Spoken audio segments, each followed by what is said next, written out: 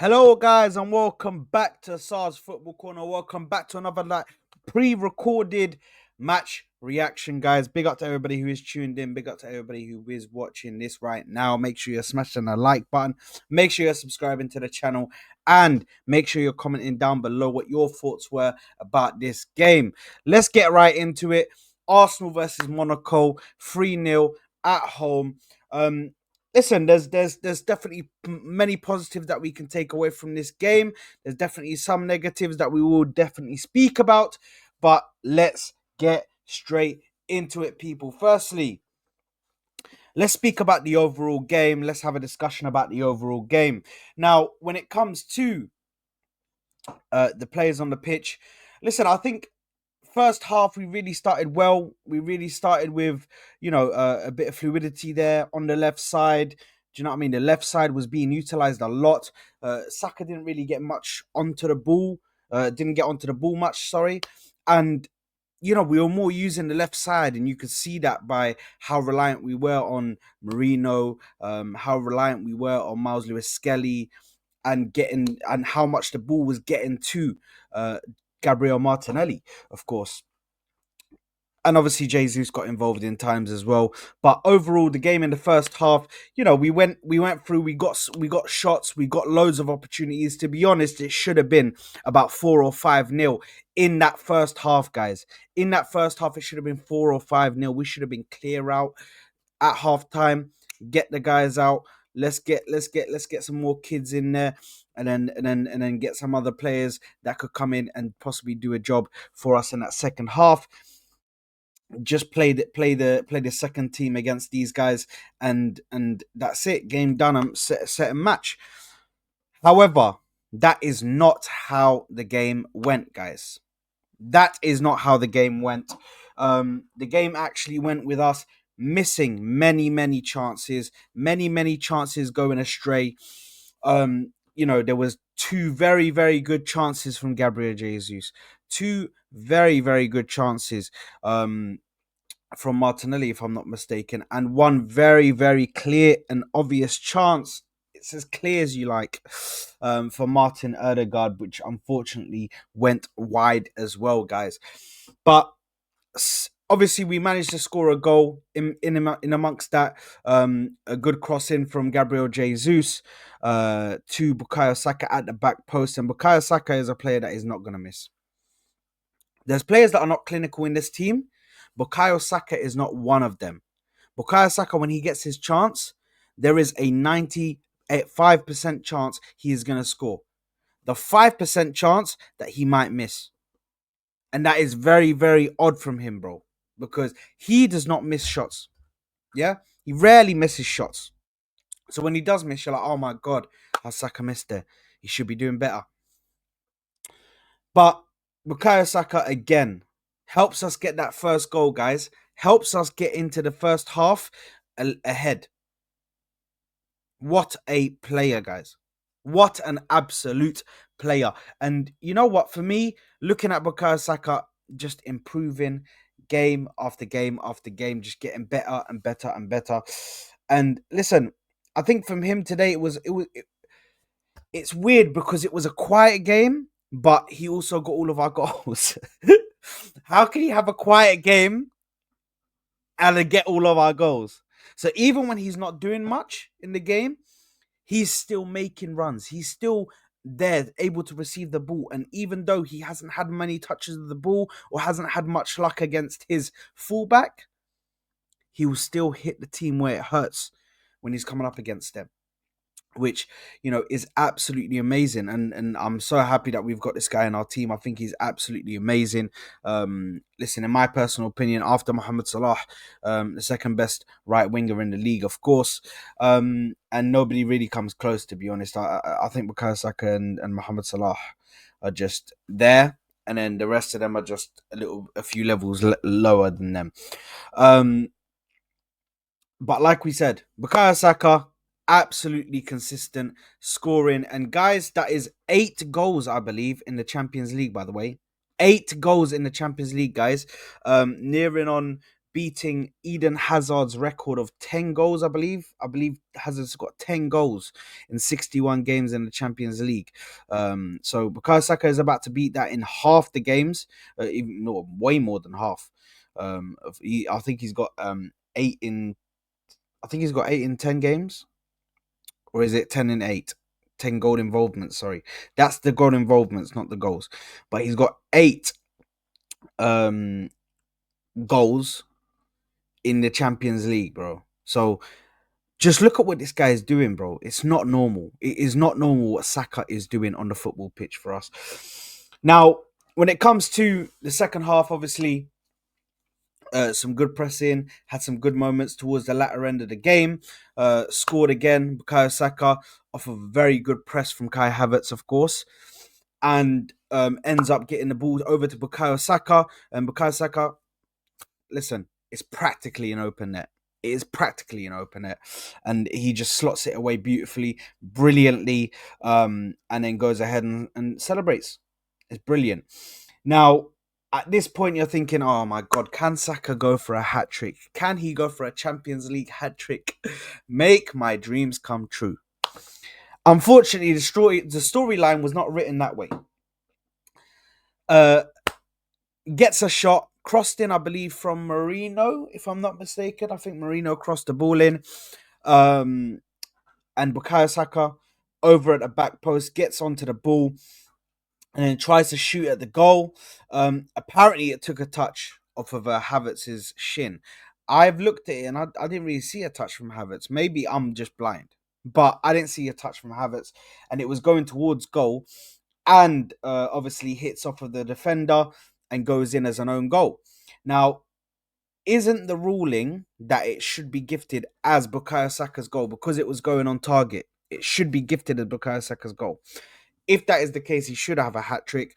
But the goal did go to Kai Havertz because I think they warranted that there was a touch. So the goal ends up going to Kai Havertz. But that is 2 goals and 1 assist for Bukayo Saka, guys, on the night. And that is 1 goal and 1 assist for Kai Havertz.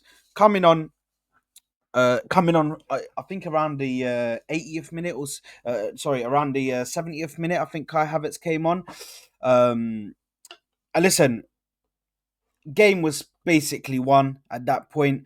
Monaco really kind of went into their shell towards the latter end of the game. But in the second half, I really think that Monaco were really pressuring us a lot. They were really putting pressure on us. It was only 1-0. They had a few chances, a few good chances. We gave the ball away, making stupid errors. As per what we like to do in certain moments of the game, we like to switch off a little bit. Now, given that our defense has been very good, of recent, we haven't been conceding as much from these stupid mistakes, but they can still hurt us. And they definitely nearly came close to hurting us in that game, because at halftime, I was telling the lads, obviously we had TJ, V, and T at halftime show, and I was even telling them, like, guys, this stinks. It reeks of a 1-1, and I really hope it isn't.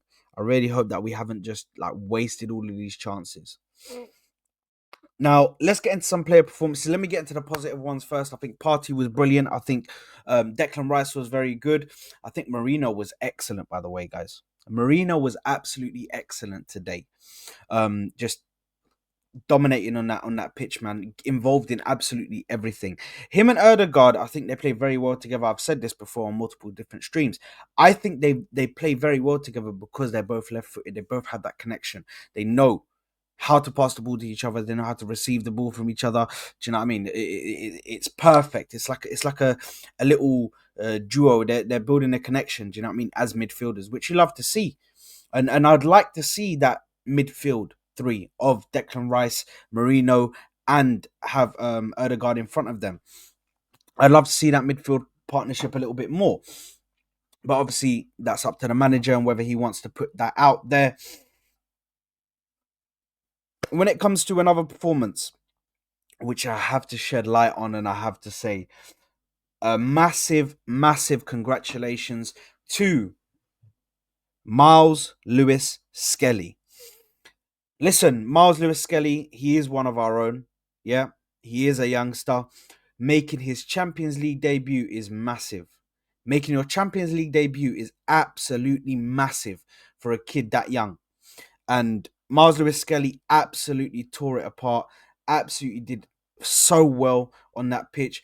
Didn't look at all uncomfortable. Didn't look at all out of place. Like he'd never been here before. Do you know what I mean? He looked like he deserved to be there. He looked like he warranted to play that game. And, I'm so proud of Miles Lewis Skelly for that performance. Obviously, I think he got removed around the 65th minute or 60th minute. People are going to have to let me know in the comments below. But I'm so proud of Miles Lewis Skelly for showing that composure and showing that maturity in the way he was playing. Absolutely brilliant from the lad there. And I really, really look forward to seeing more games from him at left back. Listen, it's hard because he was majority of the time in the academy, I believe he was a midfielder, and like an eight midfielder. So majority of the times, when he's having to do the defensive duties on the left back position, it's difficult. It's difficult. When he goes into the midfield, you can see he's in his element. This is where he's supposed to be. He's much more comfortable. But not saying anything bad about his defending, because I think his defending was actually very good. I think he was very good at the defending. And for him, in that first goal that we scored, by the way, where Jesus crossed it over to Saka, that pass to get through to Jesus was nothing short of remarkable.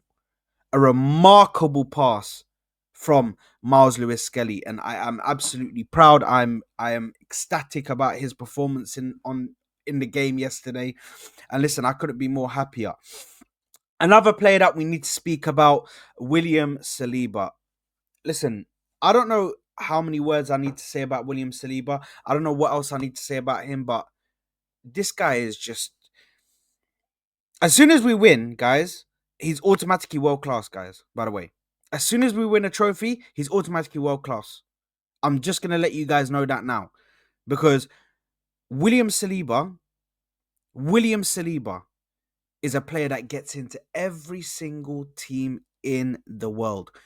Whatever team it is, I don't care if it's Real Madrid, Barcelona, Bayern Munich, I don't care if it's Man City, I don't care if it's Liverpool, I don't care whatever team you want to pick out. Pick any team, William Saliba gets into it. And he gets into starting 11s. We're not talking about, he gets into, he gets into the team, into the squad. You know what I mean? Maybe he's a bench player for some of these teams. He's starting 11 already. Starting 11 straight away. It doesn't matter. William Saliba is this close to world class, man. This close to world class. He just needs to get a win. We just need to win some trophies to get them over the line, so some of these players can claim their world class ability, claim their world class status. Of course, Bukayo Saka being another one of these players. Now, who else can we speak about? Who else can we speak about? Let's speak about Kivior, because I actually don't think Kivior was too bad in the game, in my personal opinion. But after the mistake, he needed to try and redeem himself in some way, shape, or form. After that mistake in the Fulham game, it was absolutely terrible. A really terrible mistake from Kivior, but he manages to redeem himself with a decent performance up against Monaco. And listen, I'm happy with that. I'm happy with that. We need to get Gabriel back as soon as possible, because we do kind of miss him. I do disagree with people saying that we don't miss Gabriel. We definitely do. I miss Gabriel, because Gabriel, not only going forward in the corners would give you would be a danger, but Gabriel, even in defending, like it was just, you knew that Gabriel wasn't gonna let him get past him. You knew Gabriel was gonna make a mistake. When they do make a mistake, it's like maybe once in like every 10 games or 15 games they might make a mistake. That's obviously gonna happen, bro. Because players will make mistakes. But with Gabriel, there's a sense of security, there's a sense of calm when he's at the back with Saliba. There's a partnership that they've built there. There's a trust that they've built there over a couple of years now. So yeah, we need to get Gabriel back into that back line as soon as possible, of course. But listen, hopefully that Kivior can start to get into his own self as well, and start to become a player himself, and maybe try and rival Gabriel in the future. Let's see if that can be a possibility. At the moment, we know last transfer window he was slammed with opportunities from Italy. There was opportunities from Spain as well, I believe, but majority of them coming from Italy. The Italian league loved this guy for some reason. There was Napoli. There was, I think Inter even came in. AC Milan were after him. Juve were after him. So big clubs in Italy were after this guy. So yeah, listen, there's definitely something to be admired there by other teams, of course. But he just can't seem to get into the starting 11 due to the quality of our centre backs that we have. Now, let's get into the final bit of the video where we discuss some of the negatives. Martinelli. Um, Martinelli was poor today. Martinelli was poor today. That one-on-one that he had, the chances that he had coming off of the left, I don't recognize this guy anymore. I don't know what happened to the Martinelli that we all fell in love with. The Martinelli that was expressive on the pitch. The Martinelli that, if you give him a chance, by the way, this same player, Gabriel Martinelli, scored on his debut in every single competition that he's featured in, guys. He scored in his debut for the Premier League. He scored in his debut for the FA Cup, the League Cup, the Europa League, the Champions League. He scored in his debut for every single competition that he has featured in, by the way, guys. But I cannot recognize Gabriel Martinelli at this moment in time. Gabriel Martinelli at this moment in time, I cannot recognize him. And it is just so unfortunate. What this says for his future, we don't know yet. We're gonna have to wait and see. We do know that they're looking for attackers. We do know that they're looking for left wingers and strikers. So we'll have to wait and see what happens there. But we all know that Gabriel Martinelli is on thin ice right now. He's on thin ice. And maybe he hasn't got the confidence. Maybe it's just all happening at once. But we need to see the best of him. And listen, I've seen that Calafiori playing with him makes him play better. But that can't be the only way you play better now. I feel like sometimes we have to be rough with these guys. And we have to be harsh with these guys a little bit. Because we're trying to win a title. We're not trying to sustain top four and compete in the Champions League, within group stages or knockouts. We're trying to get far in the Champions League and possibly win it. We're trying to win the Premier League. We're trying to win trophies. So I can't have players that haven't got the clinical edge or the clinical know-how to be able to put the ball in the back of the net. That's just as simple as it is. Now, Gabriel Jesus. This guy, in all intents and purposes, is a scumbag. Get this guy out of my club now. I'm done with this guy. I am done with Gabriel Jesus. He is useless. He's not even worthy of being. I'm actually starting to question if he's even better than Nketiah. Finishing, that is. Of course, we know on the ball ability, yeah, he's better than Nketiah. But finishing, I don't think it's a massive upgrade. I don't even think it's an upgrade at all. I think Nketiah might be better, guys. I think Nketiah might be better. That's how crazy this is right now, this situation. So listen, Gabriel Jesus for me, I think it's done. I think he's done with the club, and the club it needs to be done with him now. Yeah, because I can't sit here and watch this mediocrity from him, whether it comes to finishing, whether it comes to just being able to be clinical in front of goal. This guy is useless. Useless. And he got the assist for the SAKA goal. Wow, great. But in your actual job, which was to score the goals, you failed horrendously.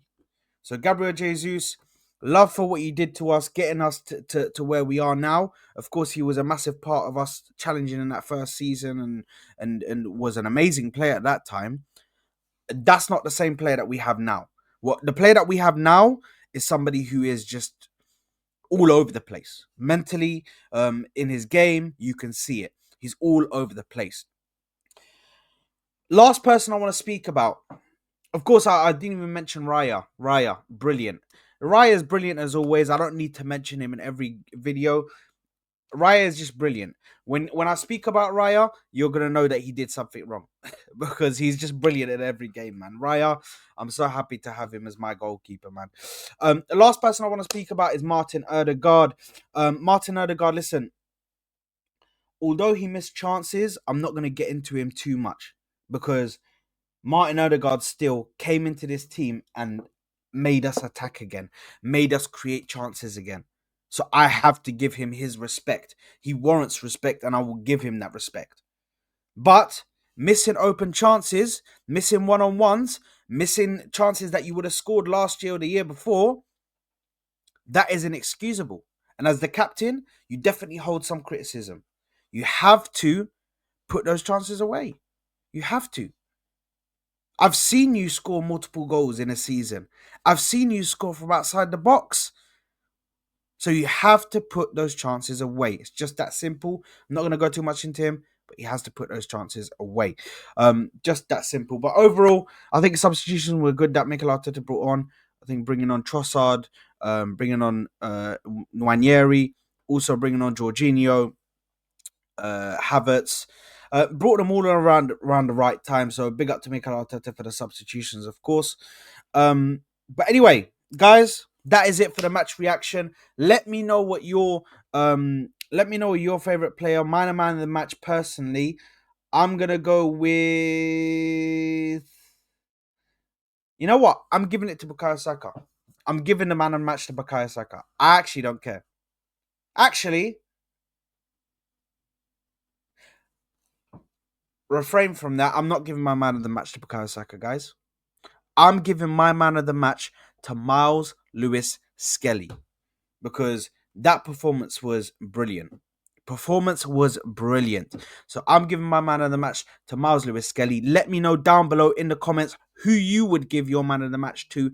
Let me know if you disagree with me giving it to Miles Lewis Skelly, and if you'd give it to someone else, give me your arguments in the comments down below. Smash the like button, subscribe to the channel, hit that bell notification so you're notified every time we go live or we post a video. I'll see you on the next one, people. Peace out. Love for the love. Peace. Peace.